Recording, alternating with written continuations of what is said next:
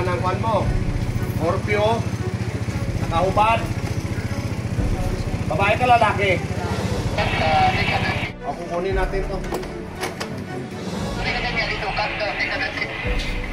Ay, napatirahin sa Marikina, Boys Town ng Manila.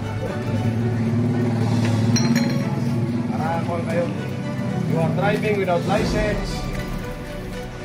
Hubat ka. Kasuhan natin yung mga magulang ninyo ha. Allowing minors to drive. Para at least mabantayan kayo ng ayos ha. Patawag ng line bit. Galing ko to. Dalaway po yan. Pag nag-drive yung minor sa gabi, pwedeng makasuhan ng mga magulang. Ng 7610 at 603. Child protection po yun. Is oras sa mga gabi. Dadalhin ko muna ito. Turnover sa SWD. Gusto yata nila tumira doon sa Boys Town sa Marikina. The child protections ng mga kabataan.